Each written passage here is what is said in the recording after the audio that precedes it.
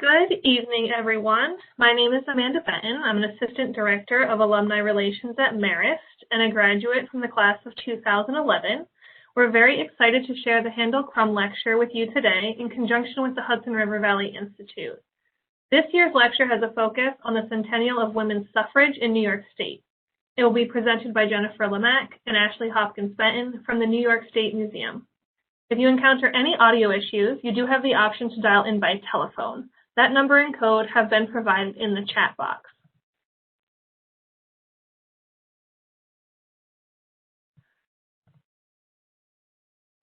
Due to the number of participants, we have muted all lines except for the host and panelists. We are going to use the chat options for any technical questions you have or questions in general for the Marist staff who are participating in tonight's event. Please do not send private messages to Tom, Ashley, or Jennifer. Please use the Q&A feature for questions that you would like to ask the panelists, and be sure to direct those questions to the host. There are several ways you can view this presentation on your screen. If you hover over the top right corner of the video portion of your screen with your mouse, small icons will appear. The preferred choice for a webinar like this is side-by-side view, as the presenters are using slides. There will be a brief survey on your screen at the conclusion of the webinar. It should pop up as a new tab in your browser. If you have a minute, it would be extremely helpful for us to hear your feedback. I would now like to introduce Tom Weirmuth, who will be providing a brief introduction to the Hudson River Valley Institute, as well as to today's presenters. Tom is the Vice President for Academic Affairs at Marist and Director of the Hudson River Valley Institute. He graduated from Marist in 1984. Tom, thank you for spending time with us this evening. I am now handing it over to you. Okay, well, thank you very much, Amanda, and good evening, everyone.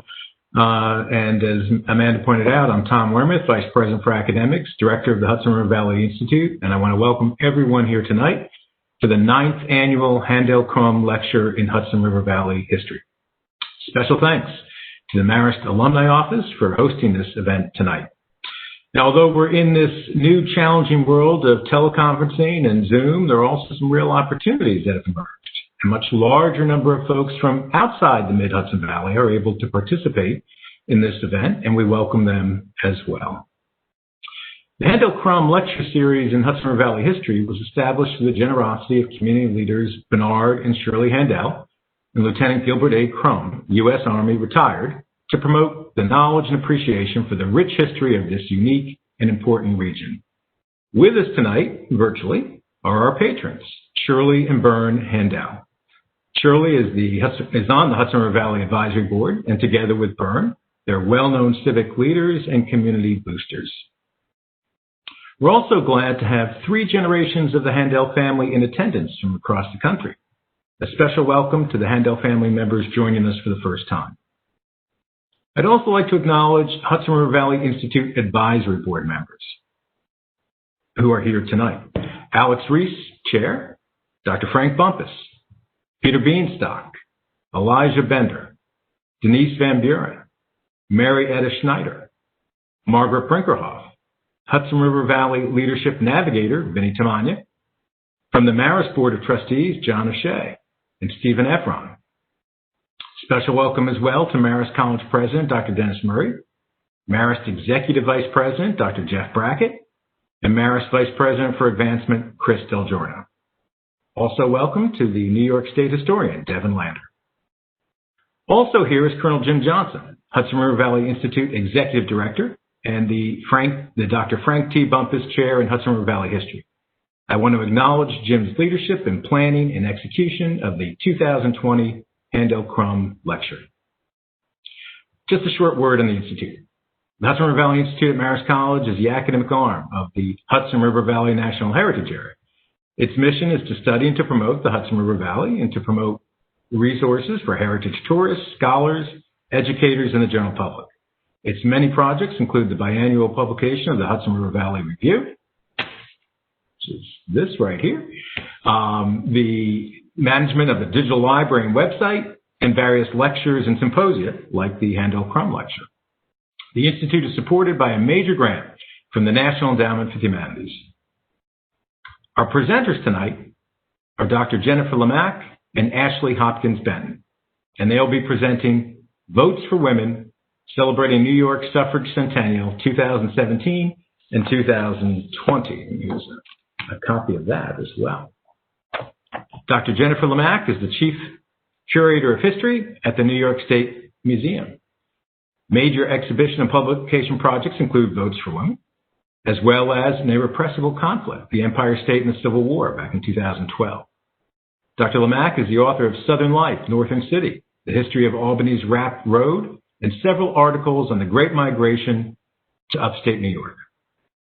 Her current projects include research on the Equal Rights Amendment in New York State and an upcoming exhibit on the 50th anniversary of the Attica Prison Uprising. Ashley Hopkins Benton is the Senior Historian, Curator of Social History at the New York State Museum, where she focuses on women's history, LGBTQ history, immigrant and ethnic history, sculpture, and toys. She is the co-author of Votes for Women, topic of tonight, and also Enterprising Waters, The History and Art of New York's Erie Canal, just published this year, as well as author of Breathing Life into Stone, The Sculpture of Henry de Spirito. I would now like to turn this over to Jennifer and Ashley.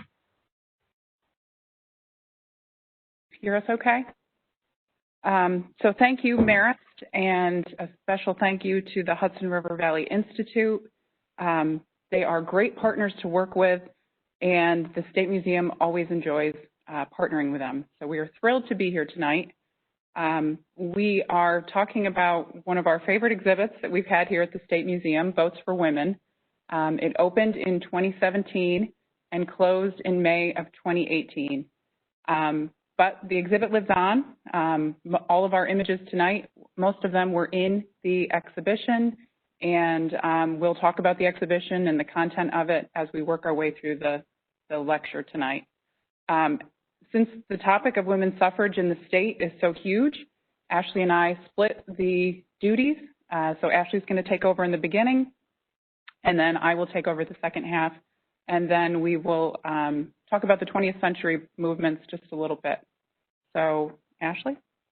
I will also add, in terms of the exhibit living on, that if there are any educators in the audience this evening, there is a resource for educators on the New York State Museum website, which includes lesson plans, images, videos, a virtual tour of the exhibition.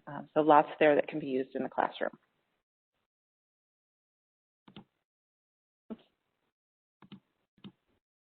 Apologies. So when we talk about the history of women's suffrage and the fight for women's rights in New York State, a lot of times the story is begun in 1848 in Seneca Falls. But of course, women were fighting for their rights long before that. So we decided to start our story right at the time of the American Revolution. In the early republic, education was one of the major concerns of women. There was the idea of Republican motherhood, where women were the ones who were in charge of raising future citizens and teaching their sons and daughters, but they lacked education. So women did actually gain some more rights in that respect. There was also the concern over married women's property rights. When the United States was founded, the laws were based on the laws of England, and when a woman was married, all of her property went to her husband, and she was considered dead in the law. And of course, this was a problem for women who had an inheritance, or for the few women who were able to earn money, they had no control over any of those earnings or inheritances. The main way that women were able to communicate their ideas early on was through petitions to the government. Of course, if you don't have the right to vote, you lack a voice in the government, but petitions were a really powerful way that women could get their ideas across. One of the early campaigns that they very effectively used the petition in New York State was for married women's property rights. And there were over 12 years of petitions before the New York State legislature finally passed the law, the first in the nation, protecting married women's property rights. And on the right-hand side, you can see the New York State law book with this law from the New York State Archives collection. One of the major women who fought for married women's property rights was Ernestine Rose, who you see here. She was born in Poland and came to the United States after touring Europe and visiting a number of different communities there. And before she came here, she had actually defended her own inheritance in court after she had a falling out with her father over a bad arranged marriage. So it was a topic that she held very near and dear to her heart. She arrived here in 1836, and she set out on a speaking tour. And at the time, it was not considered appropriate necessarily, A, for women to be on the speaking circuit in general, and B, especially for them to be speaking to mixed groups of men and women. But she did speak to such promiscuous assemblies, as they were called, and was known as a very powerful speaker. She said, "Agitate, agitate ought to be the motto of every reformer. Agitation is the opposite of stagnation. The one is life, the other death."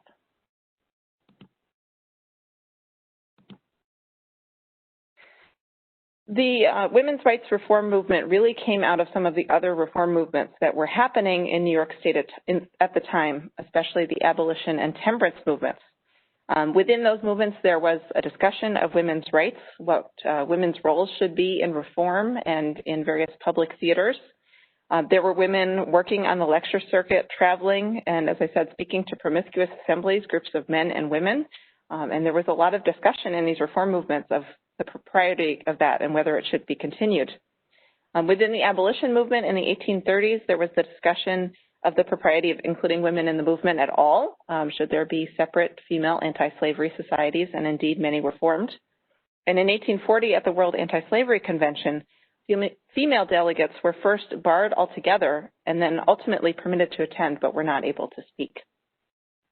In the temperance movement, the main push of many of the temperance activists was avoidance of strong drink because it actually protected women from the injurious effects of drunken husbands.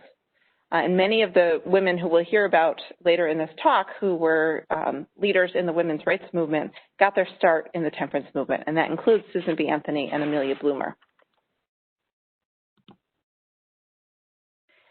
So then we do get to 1848 in Seneca Falls, and on July 19th, 1848, there was a tea held at the home of Richard and Jane Hunt. Elizabeth Cady Stanton was present at that tea, and she and the other women, many of whom were Quakers, began talking about the issue of women's rights, and they decided that it was time to have a public convention to really discuss the issue.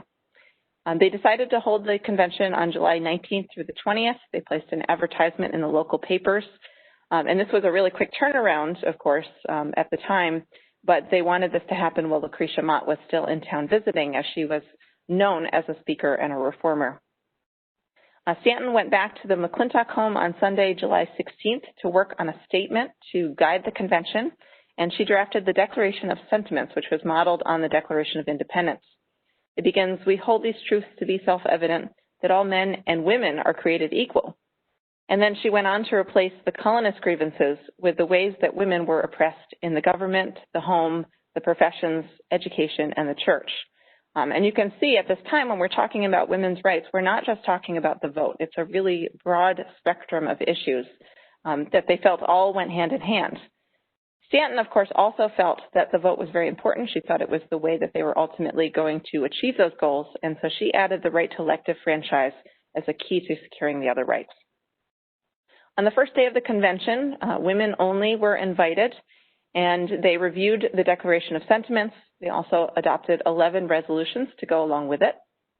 There were speeches and poems and readings that were done as well. On the second day, men were invited to join as well, and the convention hall was packed, or I should say the church was packed. James Mott, Lucretia Mott's husband, served as the chair because they did not feel they could have a woman serve as the chair yet. They weren't quite ready for that change. The Declaration of Sentiments on the second day was adopted unanimously, including the 9th resolution, which was for women's franchise. That was, however, the most harshly discussed, and ultimately the support of Frederick Douglass, who spoke in favor of the movement, helped it pass. For the women of the 19th century, writing was a key tool that they used in their movement. Writing for speeches, for articles, for pamphlets. For women like Elizabeth Cady Stanton, Matilda Joslyn Gage, and Martha Coffin Wright, who I will add was 7 months pregnant at the time of the Seneca Falls Convention, writing was a way for them to stay active even when they were home taking care of young families.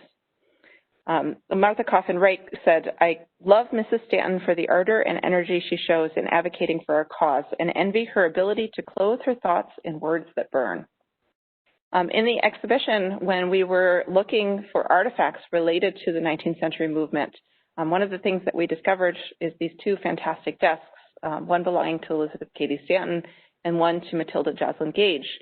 And I think they're particularly interesting as you think about all of the historic house tours that you've been on and the number of men's desks that you've seen in places and the power that comes along with this. So here we have desks as a women's history artifact and how important they were to the movement. Unlike many of her compatriots, Susan B. Anthony was not a mother. She was single, and that afforded her the opportunity to travel. So she kept up an absolutely exhaustive travel schedule, ultimately speaking in every county of New York State, at least once, I think possibly twice. She also traveled outside of the state, focusing on states where referendums on suffrage were being held. So here you can see one of her travel trunks, which is in the collection of the Susan B. Anthony House, and it is covered with stamps and markings from her travels all over the United States and all over the world. And also her alligator purse, a piece that she was known for. She carried this everywhere she went. And in addition to perhaps personal items that she might have carried in such a purse, she was known for carrying papers that would help support her cause when she was out, including her arrest record for voting, which we'll talk about shortly. Sojourner Truth was a very important figure in New York State during the 19th century movement. She was born into slavery in Ulster County as Isabella Baumfree. In 1827, her master failed to honor his promise to free her and to uphold the New York anti-slavery law.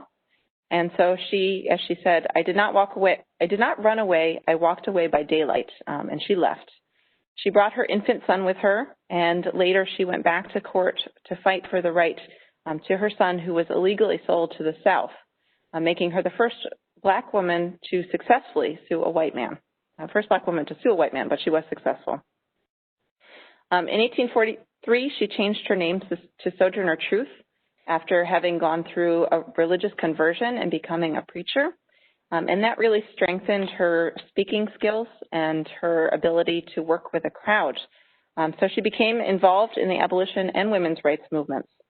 And she's best known for her speech at the 1851 Ohio Women's Rights Convention, which is popularly known as the Ain't I a Woman speech. In this speech, she highlighted the double discrimination that was faced by African American women.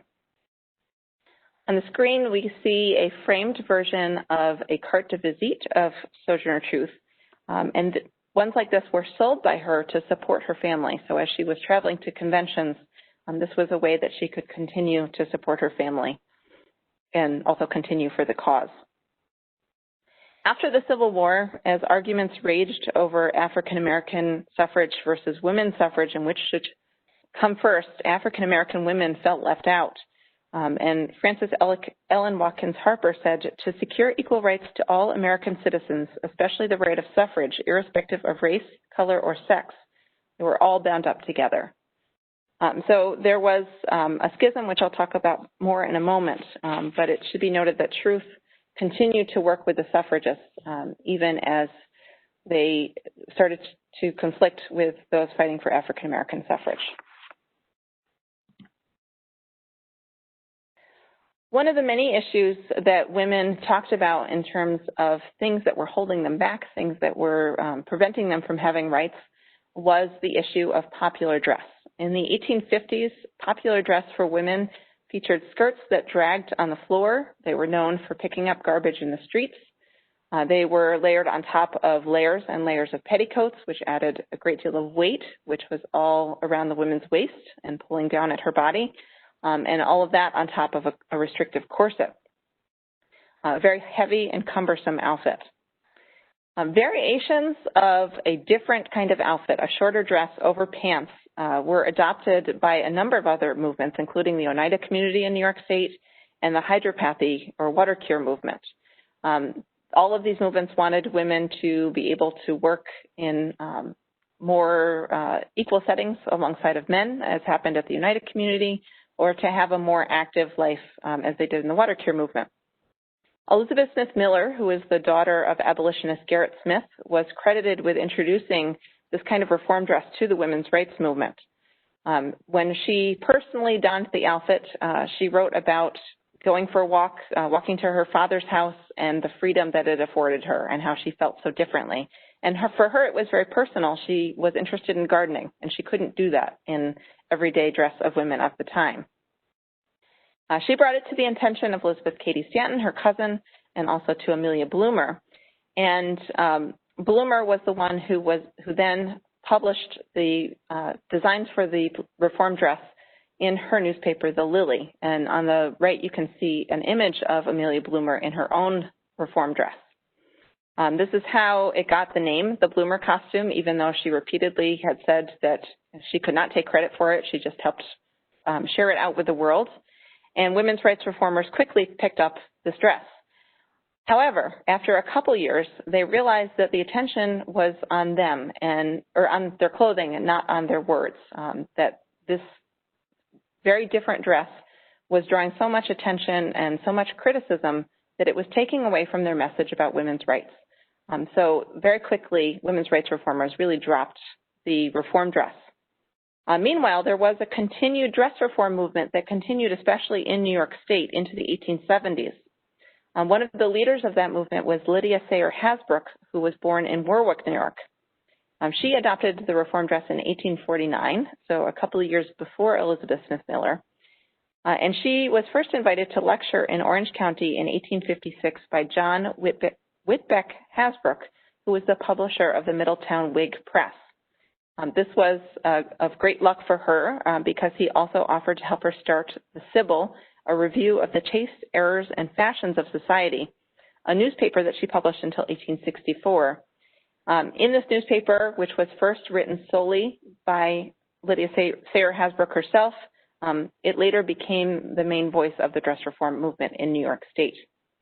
I will say she also ultimately married John Whitbeck Hasbrouck, and together they built an octagon house in Middletown inspired by Orson Fowler. The dress reformers, including Hasbrouck, were really upset with the women's rights reformers that they had drawn so much criticism to this outfit and that they had dropped it so quickly. In the Sibyl, they published that the women's rights reformers were, quote, Arnolds to the cause of humanity, going back to the enemy's camp rather than endure persecution for a season.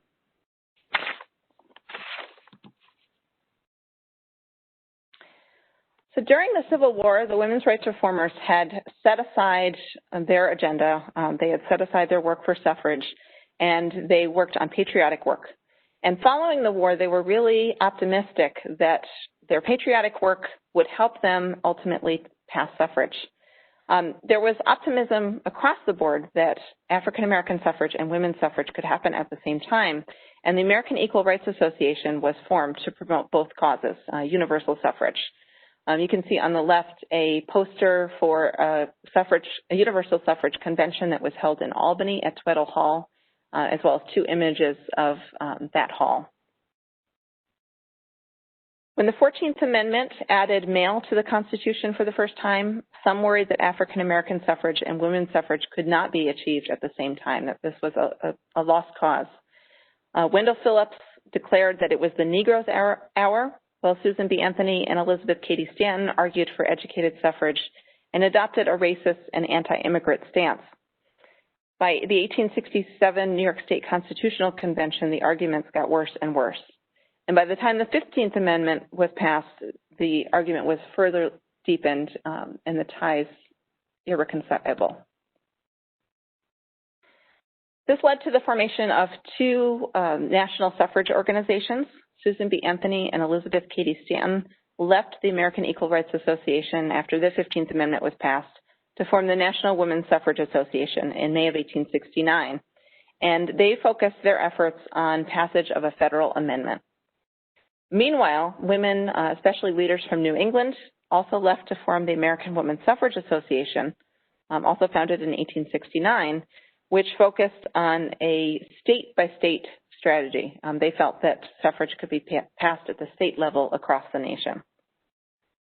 Going back to the National Women's Suffrage Association, they used the 1876 centennial celebration in Philadelphia as a place to really make their mark and get their message across. And you can see here the centennial autograph book from their meeting space there at the Centennial. They were denied actual space in the fairgrounds except for a very small out-of-the-way exhibition space. So they set up their headquarters nearby. And during the ceremonies, they were actually denied entrance, but they burst onto the stage to present their proclamation to the Vice President and also to make a speech.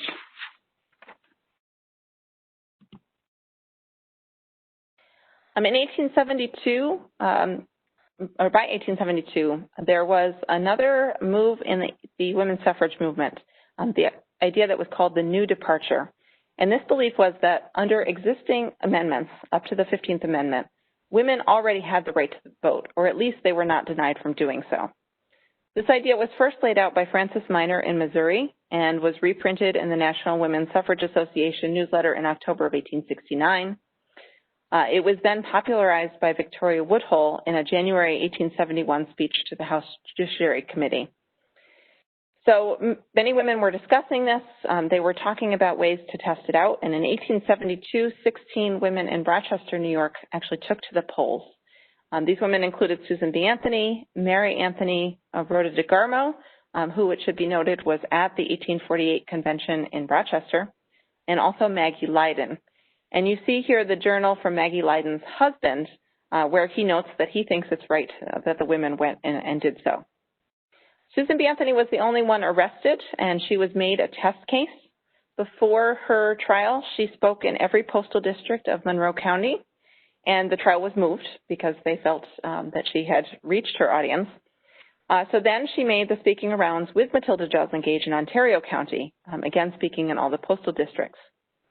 Anthony herself was not allowed to testify at her trial. The judge informed the jury to find her guilty before they even deliberated, and she decided not to pay her fine, and she never did pay her fine. And of course, this has come up in the news this year as she was pardoned by President Trump.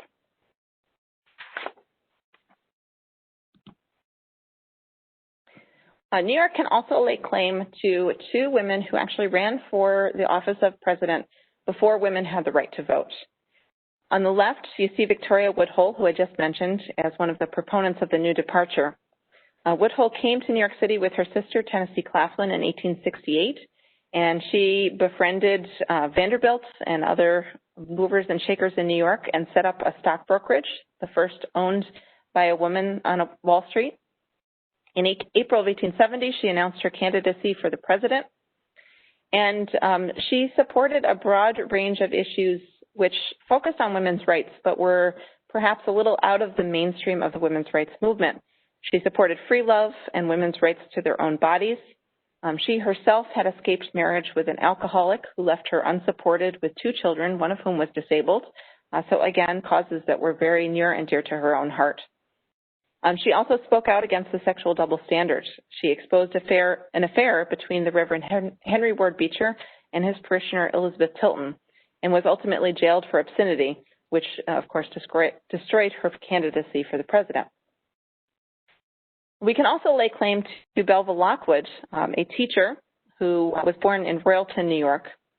As a teacher, like many other women in the movement, including Susan B. Anthony, she saw that women were paid significantly less than men, and that was a major concern for her as a young woman.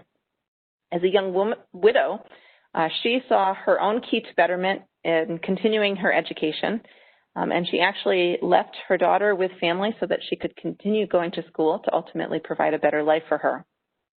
She moved to Washington, D.C. and studied the law, and she was denied her degree after completion of her coursework. She ultimately wrote to President Grant, who was in charge of the university as well, and fought to be admitted to the bar. She ran for the National Equal Rights Party. She was chosen as candidate in 1884 and ran again in 88. Her platform included women's rights, universal peace, improved education, and citizenship for Native Americans. And in 1884, she actually earned 4,149 votes amidst widespread reports of votes being dumped. But of course, she lost to Grover Cleveland. So with that, we reach a turn in the movement, and I will turn things over to Jennifer.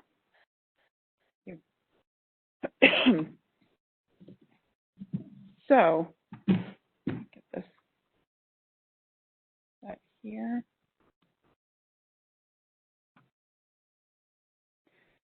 So, by the end of the 19th century, the political and social landscape was much different in New York State than 50 years prior in Seneca Falls.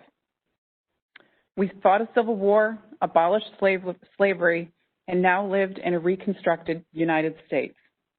The United States, in particular New York State, experienced dramatic advances in industrialization and urban growth, and hundreds of thousands of immigrants made the state their new home.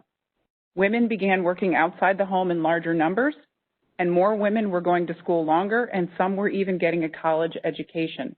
Locally, Vassar College was founded in 1861. It was the second degree-granting institution of higher education, the first one being in Elmira College. Elmira College was established in 1855. By 1896, women could vote in 4 western states: Wyoming, Utah, Colorado, and Idaho. Susan B. Anthony and Elizabeth Cady Stanton were still leading the charge for reform at both the state and national levels, but change was on the horizon. The disagreements which split the suffrage movement during Reconstruction, such as the addition of the word male into the Constitution and universal black male suffrage, diminished in importance as the 19th century wore on.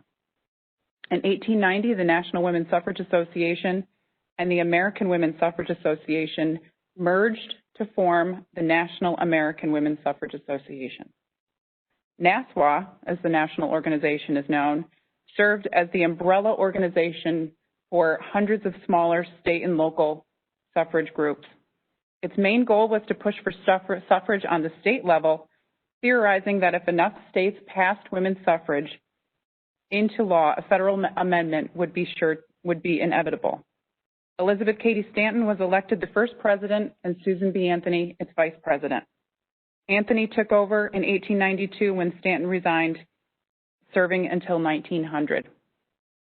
Dozens of New Yorkers served in leadership roles at the national level, including Jean Brooks Greenleaf, Emily Howland, Harriet May Mills, Mariana Chapman, Lily Devereux Blake, and the list goes on and on. At the state level, New York State Women's Suffrage Association was organized in 1869 with one goal, quote, "The object of this organization shall be to secure women of the state of New York and of the United States the right to vote by appropriate state and national legislation." The state organization served as the umbrella group for the local level political equality and suffrage clubs across the state. They held annual conventions in a different city each year. New York State suffrage conventions took place in Poughkeepsie in 1879, in Newburgh in 1895, and in Hudson in 1898.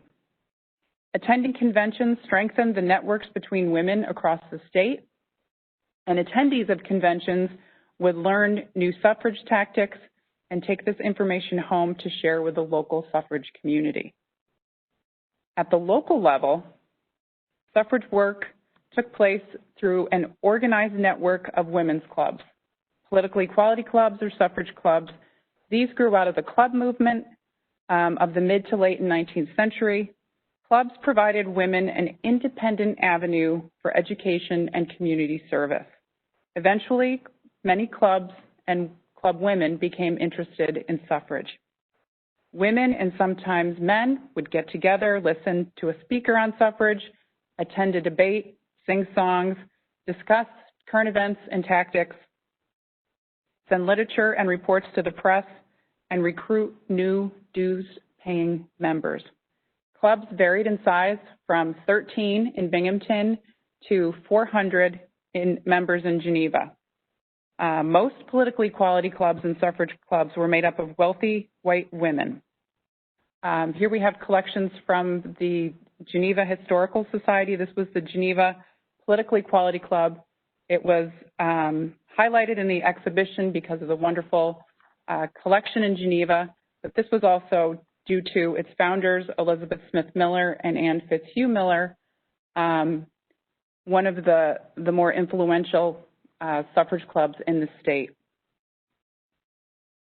Another interesting example of suffrage clubs at the local level, this is a scrapbook from Clinton, New York, and what's interesting is the entire scrapbook is filled with broadsides and handbills from Clinton, New York, which is in Oneida County, and then their corresponding newspaper articles as well. And this is an image of the Cayuga County Political Equality Club in Auburn, New York. This was run by the Howland, Emily and Isabel Howland. And what was fantastic about this picture is that we, in the exhibition, were able to exhibit some of the actual posters that were on the wall in that picture. And the Hudson Valley was ripe with suffrage organizations and political equality clubs. I'd like to point out that the Equal Franchise League of Wappingers Falls was created in 1877, so that was a fairly early one. And I would also like to bring your attention to the Colored Women's Suffrage League in New Rochelle, which was established in 1912. African American women were not allowed to join most clubs, so they formed their own, working towards equality for the race and gender. In 1896, Black women's clubs joined together to form the National Association of Colored Women. They adopted the motto, "Lifting as we climb," which promoted the organization's dual mission of women's rights and community uplift. The Phyllis Wheatley Club, which we have an image here, in Buffalo, New York, was established in 1899 by Mary Talbert and Susan Evans. Mary Burnett Talbert was a nationally significant woman and civil rights activist.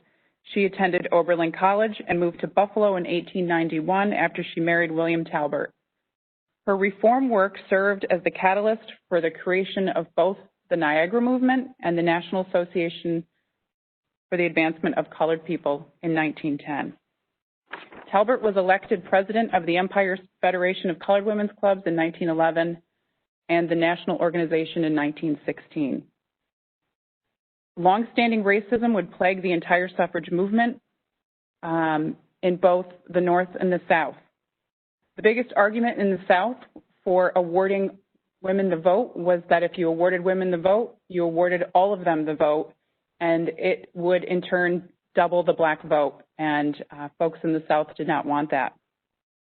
In the North, many suffrage clubs were not integrated, nor were there parades. Oftentimes, Black women had to march at the end of the parades, and they were not allowed to mix with the white marchers. However, the Dutchess County Equal Suffrage League appeared to be integrated. In 1914, they held a meeting at the Poughkeepsie AME Zion Church on Smith Street to recruit members.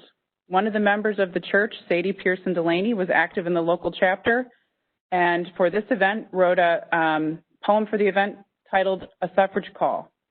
At this meeting that's discussed in the newspaper in 1914, the speakers talk about the idea that Lincoln freed the slaves. Now it's time for women to be emancipated from political slavery. So, the New York State Suffrage Campaign of 1894. In 1894, New York State held a convention to revise its constitution.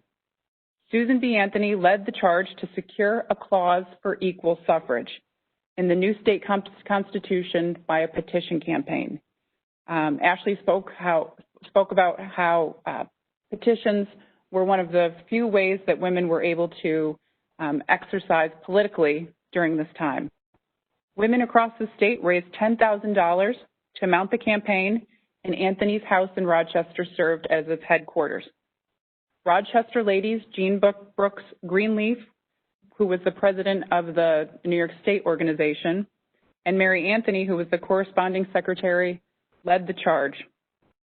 Susan B. Anthony, who was 74 years old at the time, spoke in each of New York's 62 counties. Harriet May Mills from Syracuse, Mary Garrett Hay from New York City organized mass meetings across the state. Lily Devereux Blake organized all of New York City, and Mariana Chapman led Brooklyn. The women circulated 5,000 petitions and secured 332,000 individual signatures, about half of which were from men. That's a big deal.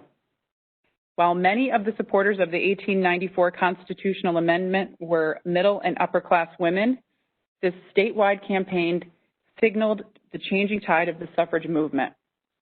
And what's so important about this petition campaign is that it was the first time various groups began working together towards the common goal of suffrage. Leaders started to organize mass meetings. Members from the Women's Christian Temperance Union, labor organizations, the local Granges, all worked together and signed the petition, which brought the total signatures up to 600,000. Despite all of their efforts, the amendment was voted down, 98 opposed to 58 in favor. But this campaign marks the beginning of a new, modern suffrage movement.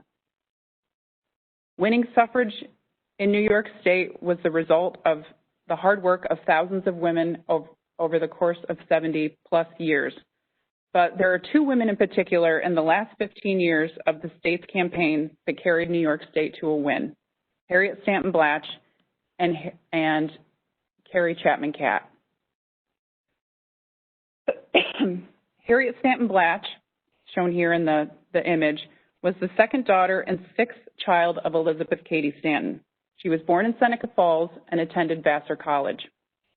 Upon graduation in 1878, she traveled the suffrage lecture circuit with her mother and helped her author The History of Women's Suffrage, Volume 2. After living in Europe for a year, she met Englishman William Henry Blatch, Jr. The couple married in 1882 and moved to England for 20 years. While she was in England, Blatch was heavily influenced by the power of the working classes and the British suffragists and their militant tactics. When she returned to the United States in 1902 with her family and settled in New York City, she looked around to find that the movement was not that different from when her mother was running the show. Blatch and a small group of women in New York City set out to modernize the movement by including working and professional women, employing public tactics like parades, outdoor meetings, and trolley car campaigns. Before this point, this was not done in the United States, and none of these new tactics were endorsed by the national organization. So Blatch decided to create her own organization, the Women's Political Union, and adopted the same colors that the British suffragists used as well: purple, green, and white. Blatch was well-versed in politics and used this to her advantage when organizing suffrage workers and dealing with politicians. Her work was critical for the New York referendum campaign in 1915. And the other leader I thought I would spotlight is Carole Chapman Cap. She was one of the key organizers for women's suffrage in New York State and at the national level. Her winning plan for suffrage ultimately helped New York State women win the vote in 1917. Cat grew up in Iowa, where she worked as a teacher to pay for college tuition. She was twice widowed and became involved with the suffrage at state and local levels. Susan B. Anthony took notice of her organizational and speaking skills and tapped her to serve as president of the national organization in 1900. After one term in office, Cat stepped down to care for her ailing second husband, George Cat, who died in 1905.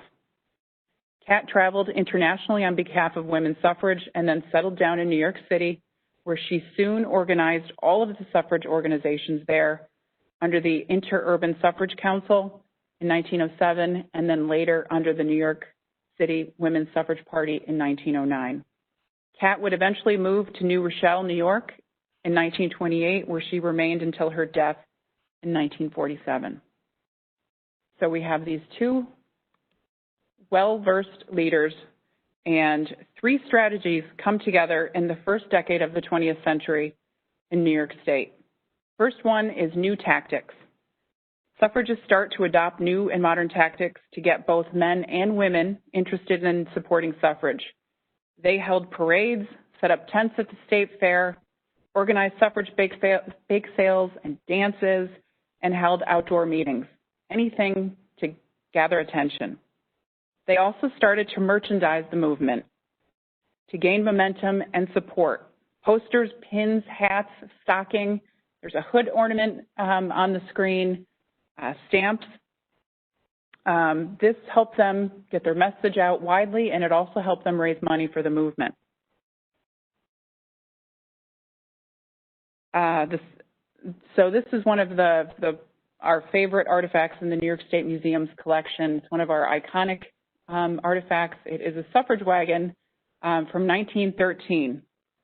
On a hot summer day in 1913, Edna Kearns and Irene Davidson, both in the photo on the left, drove this horse-drawn wagon from New York City to Long Island dressed as Minutemen.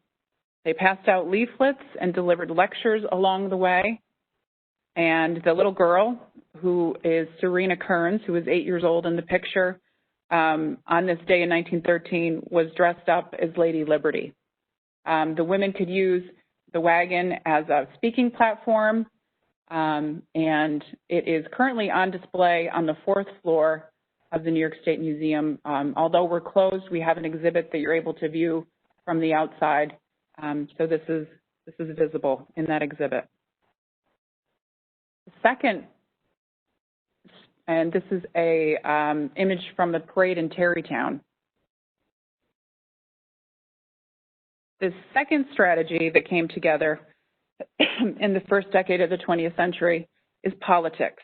Amendments to the New York State Constitution must be passed by 2 consecutive legislatures. The measure is then placed on the ballot in the next general election.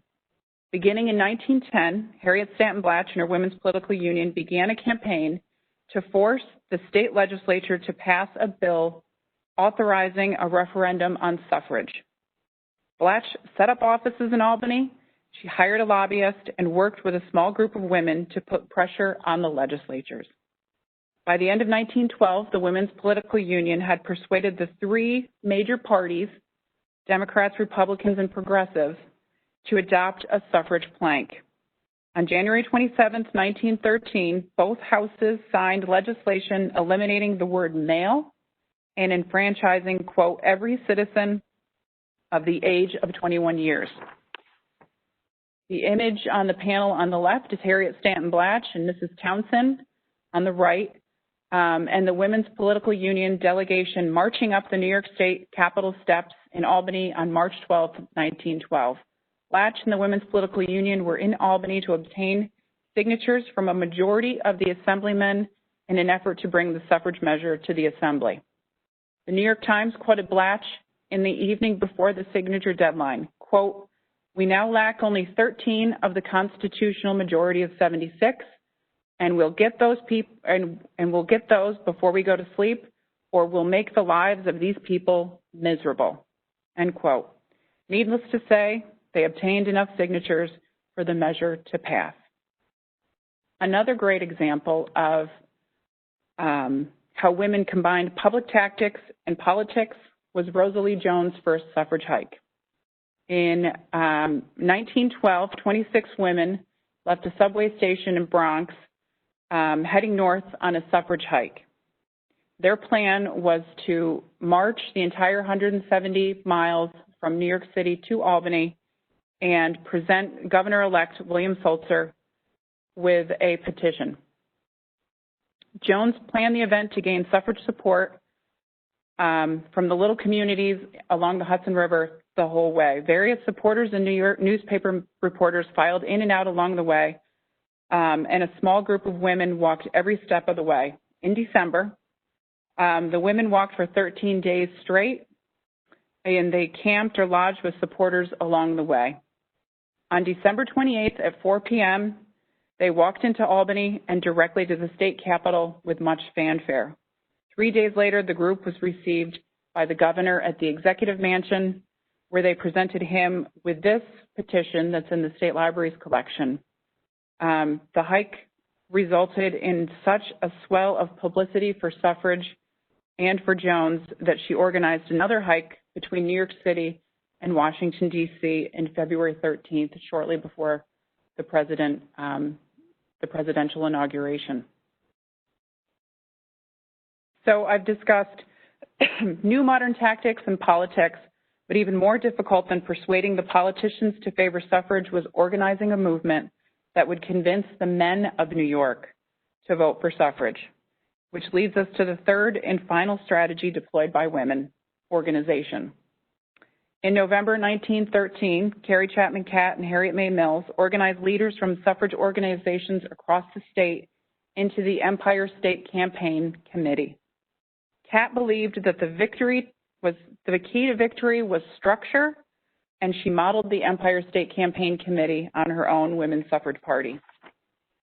Under the Empire State Campaign Committee, the state was divided into 12 campaign districts, each with its own chairman, and underneath each chairman were 150 assembly district leaders. What came next for both the Empire State Campaign Committee and the Women's Political Union was the mass mobilization of suffrage workers across New York State.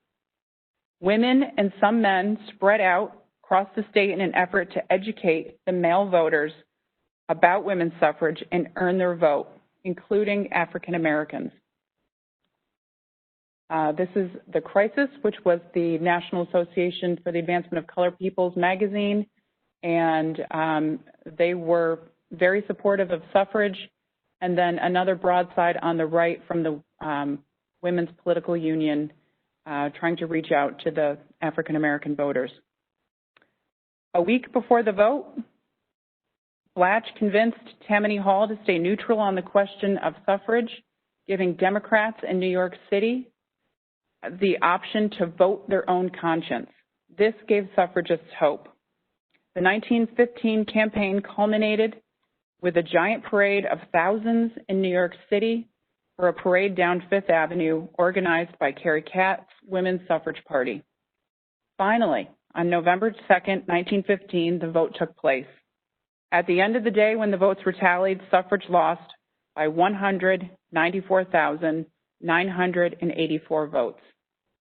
Dutchess County also voted down the measure with 6,800 in favor and 10,200 against. This was the largest vote ever polled for suffrage. Mostly the liquor interests and conservatives were responsible for the defeat. However, with 42% of the vote in favor of women's suffrage, leaders immediately went back to work. So as long as there were women working to get suffrage, there were also women working against suffrage. And anti-suffragists felt that men operated in the sphere of politics, commerce, law, and economics, while women operated in the private sphere of domestic duties, child rearing, and religious education.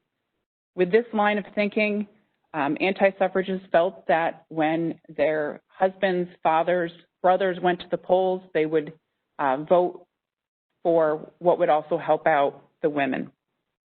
New York State had the most active organized anti-suffrage activity of any state in the Union. They created the New York State Association opposed to women's suffrage in 1895 and the National Association opposed to women's suffrage in New York City in 1911. So, 1917. 2 nights after the 1915 referendum defeat, the next campaign began at a mass meeting in New York City at Cooper Union. The Empire State Campaign Committee was consolidated under the New York Women's Suffrage Party, led by Vera Whitehouse. At this point, Carole Chapman Cap was tapped to serve as the president of the National American Women's Suffrage Association, but remained an advisor to New York State throughout the campaign. Women across the state mobilized again and repeated the same steps that led to the 1915 referendum. They enrolled members in suffrage organizations, filled petitions with over 1 million signatures. From across the states, they gave speeches, held conventions, and organized parades. 2 main things were different with the second campaign. Many workers were veterans to the cause, and the United States went to war on Germany. World War I presented the women of New York State with an opportunity. If women aided the war effort, they could in turn demand the vote as a reward for their wartime service. Dedication to the war worked, and President Wilson endorsed suffrage as a war measure. And I just want to point out, that this poster, "Why Not in 1917," was used in 1915, and they slapped a 7 over the 5 and reused it for the second campaign. On November 6, 1917, New York men went to the polls and voted in favor of granting women the right to vote in the state. Suffrage lost in upstate counties by 1,500 votes and won in New York City by 1,300 votes. New York suffragists went to New York State once women got the vote. New York State carried 47 elector votes and 45 seats in the House of Representatives. New York State was the most politically important state in the Northeast. So all of the suffrage leaders felt that as soon as New York State fell to suffrage, the rest of the states in the Northeast would follow. New York suffragists went to work for the federal amendment shortly after the win, and the federal amendment was passed in 1920. And before I talk about that, this banner, which is also in the State Museum's collection, was used in New York City by a group of women from Orange County shortly before the big vote in 1917.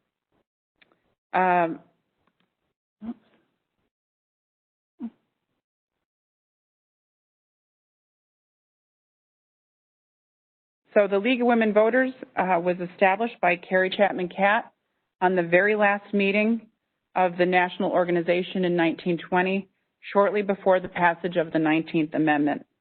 The League of Women Voters worked to help newly enfranchised women exercise their rights as voters. And then that leads us to the very quick and short Area 3. In the exhibit, we took the content right up to the present, but since we're almost out of time here, I just want to talk quickly about when women got the vote, they ended up voting the same way their husbands and fathers voted. There were folks that were scared that women would vote as a block, and that never happened.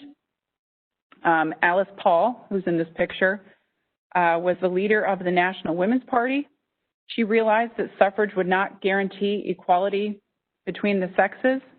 So on July 21st, 1923, which was the 75th anniversary of the Seneca Falls Women's Rights Convention, she went to Seneca Falls to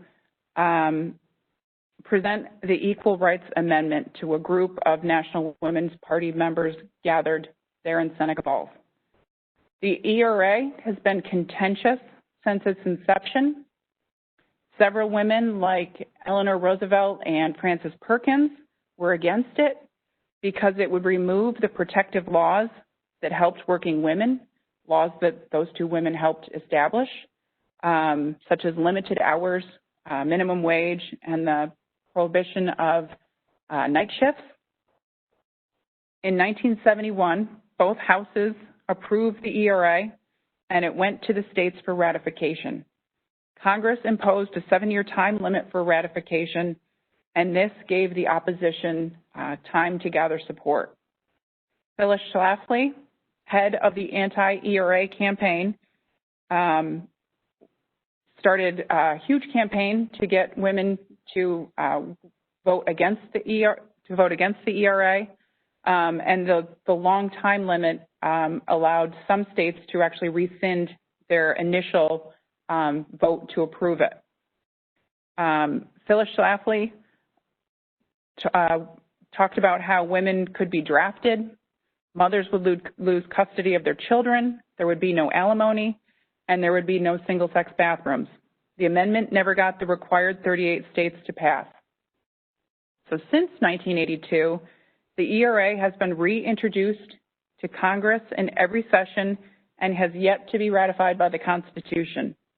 Currently, there are 38 states who have voted in favor of the ERA.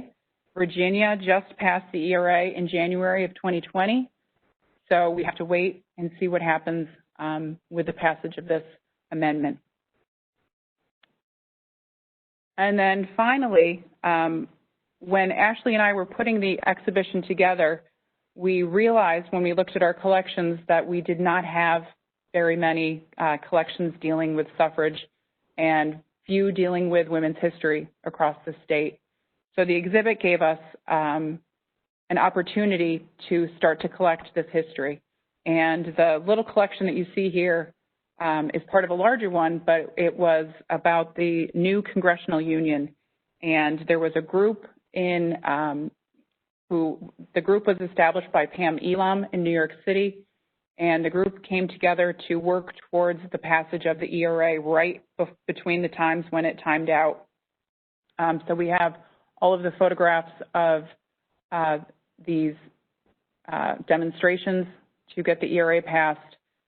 She was arrested at one point in Washington, D.C., and we have her handcuffs and the little ticket that she received for getting in trouble during a protest. And with that, I'll turn it over to Ashley. So as we were planning the exhibit, as Jennifer said, we were going to the present. We didn't expect it to go quite as present as it ended up going.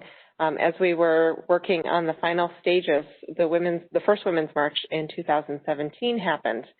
And this, again, gave us the opportunity to build our women's history collections with materials that represented women from New York State who marched in Washington, D.C., and also women who marched in sister marches around New York State. And you can see these images are all from collections that were donated from the March Over Walkway Over the Hudson.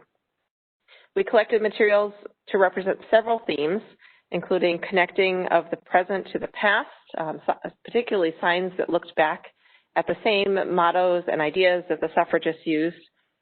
We also looked at connections to place. So you can see that fantastic banner showing the walkway over the Hudson Bridge, the real connection to where they were marching and how important that place was to them. We collected New York artists and graphic designers.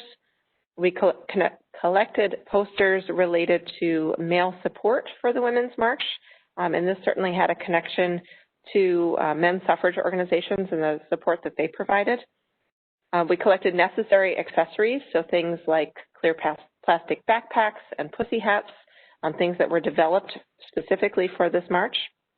And then we also focused on families and children, and you can see images there of some of the families who donated their materials. And for us, one of the very important things that we did when we look at our collections in the history department here at the New York State Museum, some of them we look at and we wish that there were more stories about who used them and where they came from and why they're here in the museum. So in this case, as we collected from the Women's March, we asked our donors for statements talking about where they marched, who they marched with, how they felt, and what brought them there that day. And these statements have been really powerful, not only in providing context for these collections, but also in guiding us in how we approach some of our lesson plans as we talk with young people and continue to engage them on the subject of women's rights. So that brings us to the end of our slides, and we're happy, of course, to take questions.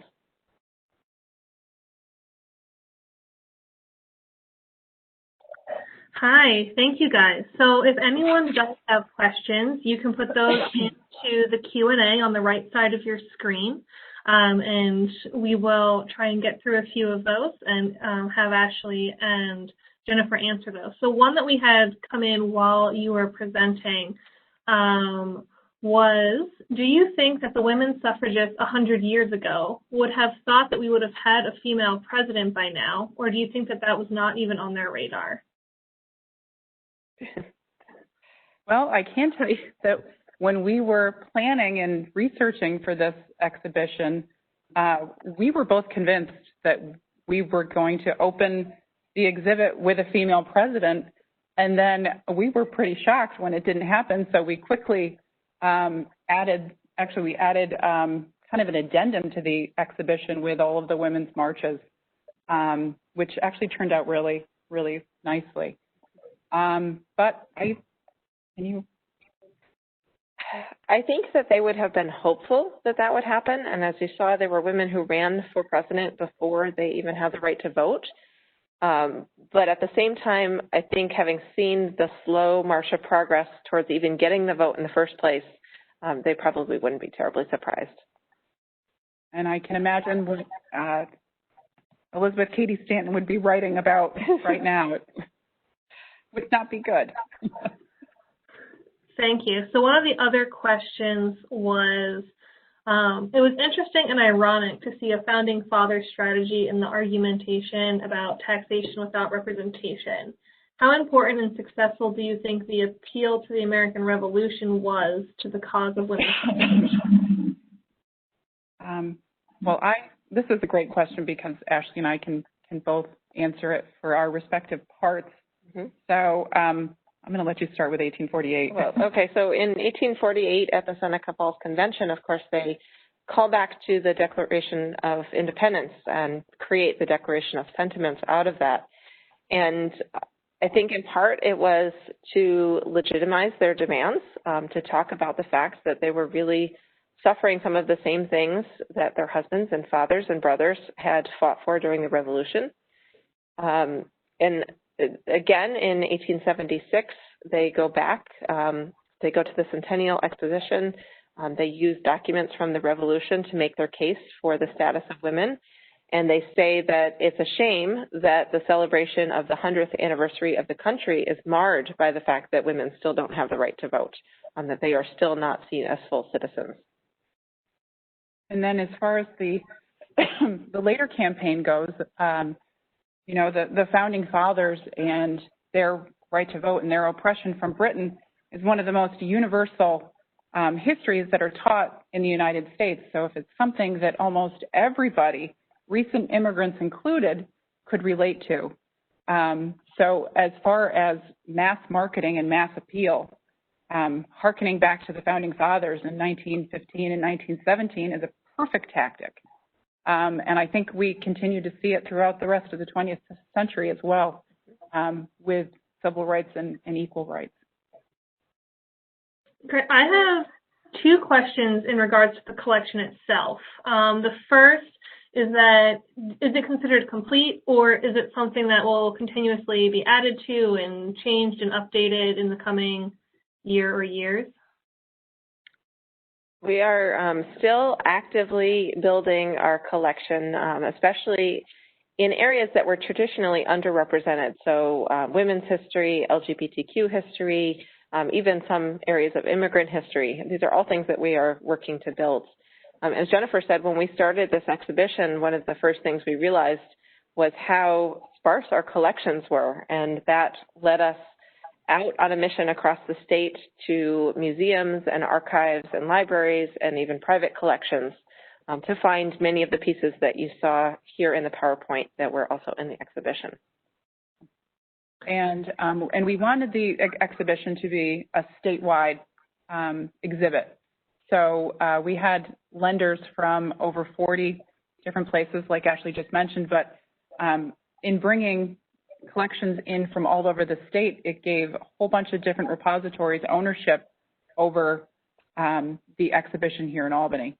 And I think that was, I mean, there were things that we were shocked that people loaned to us, like the alligator purse from the Susan B. Anthony Museum and House in Rochester, that we were just, you know, beside ourselves that they let out of Rochester. Along with the bloomer costume, which was only one of two that is in existence in the United States. So a lot of small places and big places really stepped up and loaned us some of their absolute treasures. So it was an honor to have them here at the State Museum. That's wonderful. And you kind of answered the other question about assembling the exhibit as well. But just a second part of the question that you didn't answer yet, is there any portion of the state that you feel is underrepresented or you weren't able to get collections or pieces from?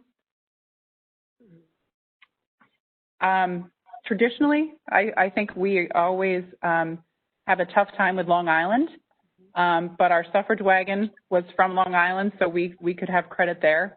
But 9 times out of 10, we always seem to have issues, not issues, but we need more Long Island. And I'll also add that tonight we focused on a lot of the Hudson Valley stories, but we did not have a lot of artifacts that actually represented the Hudson Valley. So that was surprising to me as someone who grew up there. I'm just going to have one final question. Can you say more about the role of men in the suffrage movement, and are there any parallels to the concept of this allyship that we use in civil rights today?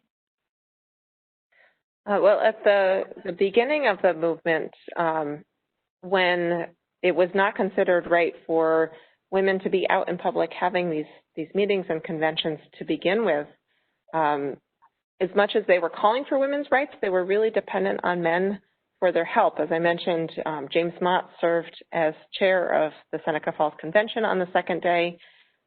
Frederick Douglass was a really important voice standing up for women's right to vote at that time. And without those men helping support their organizations, helping these meetings happen at all, that momentum wouldn't have gotten started. And that transfers through the 1920 national vote. Men needed to vote women in to have suffrage. So the legislators needed to be convinced, and then they in turn helped convince their constituents. So while women did a heck of a lot of the work for the campaign overall, without men, it would have never happened. So it was a partnership. So we needed the men. Great, thank you. I think that's a really good note to end on. So I'm going to turn it back to Tom for some final closing remarks. Tom? Yes, well, thank you, Amanda, and I want to thank Jennifer and Ashley for their excellent presentation tonight, the very nice use of visuals and images. I enjoyed that very much. Also, I want to thank Chris Prozlowski, Andy Villani, Jason Schaff, Amanda Benton, and everyone from the Hudson River Valley Institute at Marist College for all of the work they did in preparing for this event and making it possible. A large amount of work goes behind a virtual event of this nature. And also, of course, a special thank you to everyone here for attending the virtual 2020 Handel Krom lecture in Hudson River Valley history. The exhibition guide, Votes for Women, is available for sale through the State University of New York Press. Also, the next issue of the Hudson River Valley Review, the autumn issue, with a wonderful, colorful gallery of Thomas Cole paintings in the Catskills, will be sent out shortly in the next few weeks to subscribers. And who here wouldn't be a subscriber? Can also, of course, be purchased at hudsonrivervalley.org. Now back to Amanda for a final word. Thanks, Tom. I just want to echo the thank you to Ashley and Jennifer for joining us tonight, and the Hudson River Valley Institute for setting this event up. For those of you who are in attendance, a full recording of this presentation will be available. You will receive an email in the next day or two with a link to that. And thank you once again for joining us and keeping Marist, Hudson River Valley Institute, and the Alumni Association in your life. Have a great night.